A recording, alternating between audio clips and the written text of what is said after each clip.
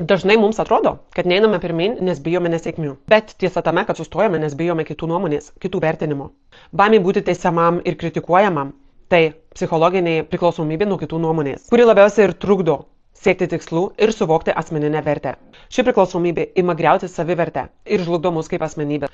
Pamenu, mano pradinių klasių mokytoja sakydavo, jo kardokaitė, tai gali nieko neorganizuoti, nes viską kaina apsiima, vis tiek nesigauna. Patys didžiausi ir baisiausi pasakymai, mūsų žlugdantys pasakymai, mums buvo primesti dar vaikystėje.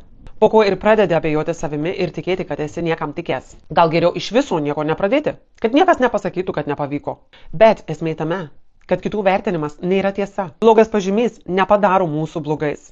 Kritika neapibrėžia mūsų vertės. Tai tik nuomonė, kuri dažnai atspindi vertintojo ribas, o ne mūsų galimybės. O jei išdrįstume matyti kitaip, jei suprastume, kad dar viena nesėkmė, tai nauja patirtis, kuri mus stiprina, kad kito vertinimas neturi galios mums, jeigu mes patys jos nesuteiksime. Metas susigrąžinti teisę, spręsti patiems.